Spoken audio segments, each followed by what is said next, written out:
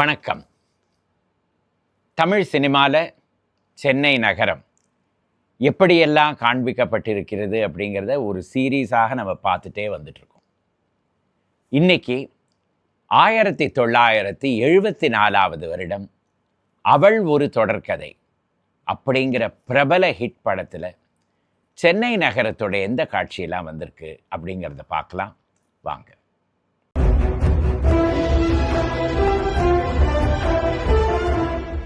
பெரும்பாலும் தமிழ் சினிமாவில் ஹீரோவை மையமாக வச்சு தான் படம் எடுக்கப்படும். இது இன்றைக்கு நேத்திக்கின்னு கிடையாது, தமிழ் சினிமாவோட தொடக்க காலத்திலேருந்து இதுதான் வரலாறு. ஆனால் சில டைரக்டர்கள் ஹீரோயினையே மையமாக வச்சு பல படங்கள் எடுத்தார்கள். அதில் கே. பாலச்சந்தர் அவர்களுக்கும் ஒரு பெரிய பெயர் உண்டு. எத்தனையோ படங்கள், இரு கோடுகள், எதிர்நீச்சல், நாகேஷ் ஹீரோவாக இருந்தாலும் ஜெயந்திக்கு ஒரு பெரிய ரோல் உண்டு அந்த படத்தில். அதே போல் அவள் ஒரு தொடர்கதை, அரங்கேற்றம், சமீப காலத்தில் அவர் மறையறதுக்கு சில இடங்களுக்கு முன்னாடி கல்கி அப்படின்னு ஒரு படம், பல படங்கள். ஹீரோயினுக்கு ஒரு பெரிய மகத்துவம் கொடுத்த ஒரு டைரக்டர் அவர். அதே தொடரில் வந்தது ஒரு படம் தான் அவள் ஒரு தொடர்கதை. 1974 வருடம் ரிலீஸ் ஆச்சு. ஒரு பிரபல ஹிட். அந்த படத்தினாலேயே ஒரு பெரிய ஸ்டார் ஆனவங்க சுஜாதா அப்படிங்கிற பிரபல நடிகை.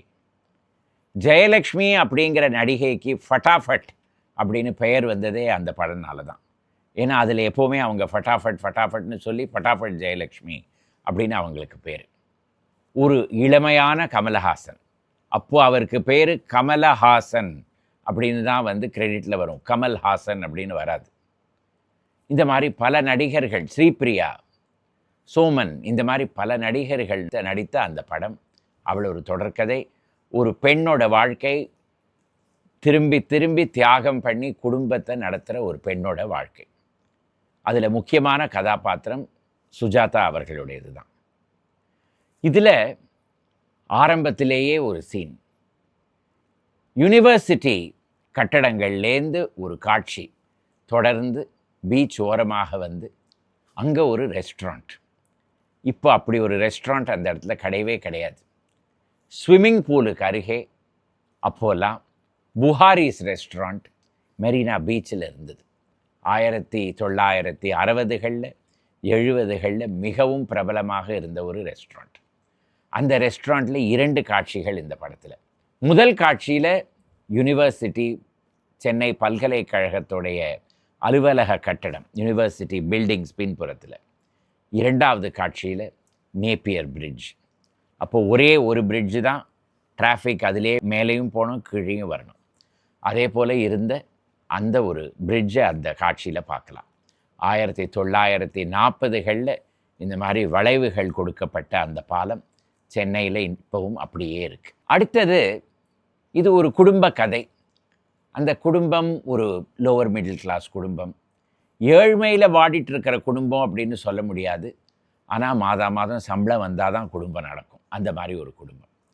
அவங்களுடைய இல்லம் எங்கே இருக்குது அப்படின்னு பார்த்தோன்னா கபாலீஸ்வரர் கோவில் அருகே. இந்த கட்டடம் கே. பாலச்சந்தர் அவர்களுக்கு மிகவும் பிடித்த கட்டடமாக இருந்திருக்கும்னு நினைக்கிறேன். இதை மறுபடியும் டுவெட் அப்படிங்கிற படத்துலையும் நம்மளால் இதை பார்க்க முடியும். ஆனால் இந்த படத்தில் இதோடைய மொட்டை மாடி காட்சிகள்லேருந்து பக்கத்தில் இருந்த மயிலாப்பூர் அப்போ எப்படி இருந்தது அப்படிங்கிறது நமக்கு தெரிய வருது. ஏராளமாக ஓடு வீடுகள் தான். அடுக்குமாடி கமர்ஷியல் காம்ப்ளெக்ஸஸும் கடைகளும் மயிலையில் வடக்கு மாட வீதியிலையோ தெற்கு மாட வீதியிலையோ எங்கேயுமே நமக்கு தெரிய வரதில்லை. எல்லாம் சிறிய சிறிய வீடுகளாக மிகவும் அழகாக இருந்த ஒரு மயிலையாக நமக்கு தெரிய வருது.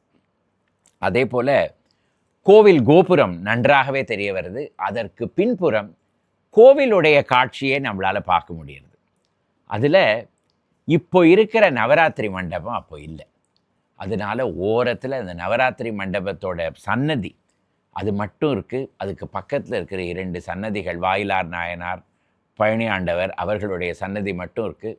அதெல்லாம் இப்போ மறைச்சிட்டு இருக்கிற அந்த நவராத்திரி மண்டபம் அப்போ இல்லை. அதெல்லாம் அந்த கோவில்லேருந்து நமக்கு தெரிய வருது. அடுத்தது 1973 சென்னையில் திறக்கப்பட்ட ஒரு பிரபல லேண்ட்மார்க். அதுதான் அண்ணா மேம்பாலம் அப்படிங்கிற ஜெமினி ஃப்ளைஓவர்.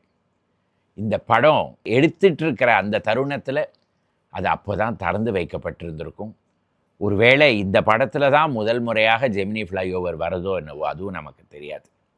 1974 ரிலீஸ் ஆனதுனால 73 ஷூட்டிங் நடந்திருக்கும்.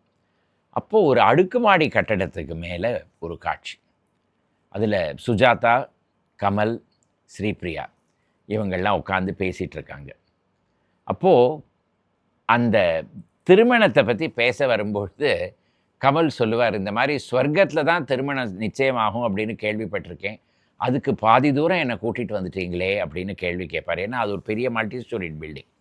இந்த மல்டி ஸ்டோரிட் பில்டிங் எல்ஐசியாக இருக்க முடியாது. ஏன்னா அதுக்கு பின்புறத்தில் ஜெமினி ஃப்ளைஓவருடைய கிளியராக ஒரு ஷாட் நமக்கு தெரிய வருது. இந்த காட்சியிலேயே கமல் பேசிகிட்டு இருக்கும் பொழுது கேமரா திரும்பும்போது பின்புறத்தில் நமக்கு சென்ட் ஜார்ஜஸ் கெத்தீட்ரலும் தெரிய வருது. அப்போது கெத்தீட்ரல் ரோடுக்கு அருகே இருக்கிற ஒரு அடுக்குமாடி கட்டடமாக தான் இருந்திருக்க முடியும். ஒருவேளை இதுதான் அண்ணாமலை பில்டிங்ஸாக இருக்குமோ? ஆனால் அண்ணாமலை பில்டிங்ஸ் அப்போ கட்டி முடிக்கப்படலையே. 1977, 78 தானே முடிக்கப்பட்டது. அப்போ இது எந்த கட்டடமாக இருக்கும் அப்படின்னு நம்ம யோஜனை பண்ணிகிட்டு இருக்கும் பொழுது இந்த படத்துலேருந்து இன்னொரு காட்சி. சுஜாதா ஒரு பஸ்ஸுலேருந்து இறங்கி மவுண்ட் ரோடில் இறங்குறாங்க. இறங்கி ஒரு கட்டடத்தை நோக்கி போகிறாங்க. மவுண்ட் ரோடில் அது ஒரு அடுக்குமாடி கட்டடம். அதோடைய க்ளோஸ்அப் ஷாட் அதோடைய காங்க்ரீட் கிரில் டிசைனை பார்த்த உடனே தான் இது கண்ணமை பில்டிங்ஸ் அப்படின்னு நமக்கு தெரிய வருது. கண்ணமை பில்டிங்ஸ் இப்போ ராஜா அண்ணாமலை பில்டிங் அவ்வளோ பெருசாக இருக்கிறதுனால, அதற்கு பின்புறத்தில் இருக்கிறதுனால அவ்வளவாக இப்போ தெரிய வரதில்லை. சைடில் சஃபயர் தியேட்டர் இந்த தளத்தில் நின்று பார்த்தோன்னா அந்த கட்டடம் மிக அழகாக நமக்கு தெரிய வரும். வள்ளல் அழகப்ப செட்டியாருடைய மனைவி கண்ணம்மை ஆச்சி அவங்களுடைய பெயரில் கட்டப்பட்ட ஒரு அடுக்குமாடி கட்டடம் இது. பல அலுவலகங்கள் இருக்கிற கட்டடம். மவுண்ட் ரோடில் இதுவும் ஒரு லேண்ட்மார்க் தான்.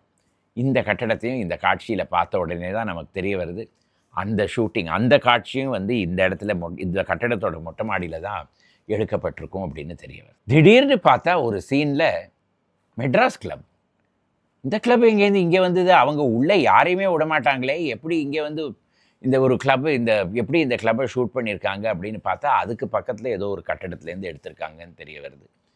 1780களில் கட்டப்பட்ட மோப்ரேஸ் குப்போலா அப்படிங்கிற ஒரு தோட்ட பங்களா. ஜார்ஜ் மோப்ரேன்னு கிழக்கிந்திய கம்பெனியில் பணிபுரித்துட்டு இருந்தவர். அவருடைய விடுமுறை நாட்களை கழிப்பதற்காகவே அடையார் நதி ஓரமாக கட்டப்பட்டது. அதற்கு பிறகு ஜான் டிமாண்டி அப்படிங்கிற வியாபாரி அந்த கட்டடத்தையும் அதை சுற்றி இருந்த 100 ஏக்கர் பரப்பு நிலத்தையும் விலைக்கு வாங்கி அவருடைய மரணத்தின் பொழுது அவருடைய உயிலில் அது எல்லாமே கேத்தலிக் சர்ச்சுக்கு எழுதி வைத்தார். அதற்கு பிறகு அந்த பகுதிகளில் டெவலப் ஆனது தான் போட் கிளப் அப்படிங்கிற சென்னையுடைய மிக பாஷ் ஏரியா.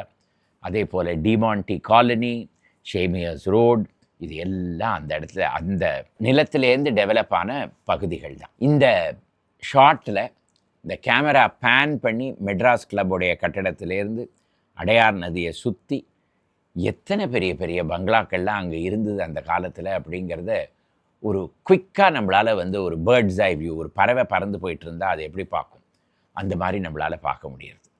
இப்போ அந்த காட்சி நம்மளால் அந்த இடத்துல போய் நின்னோன்னா தெரியவே தெரியாது. ஏன்னா சுற்றி வர அத்தனை அடுக்குமாடி கட்டடங்கள் இப்போ விட்டன. அடையார் நதியே ஒரு மாதிரி துப்புரவாக தான் இருக்குது. இதெல்லாம் தான் அவள் ஒரு தொடர்கதை அப்படிங்கிற படத்தில் வர சென்னையுடைய காட்சிகள்.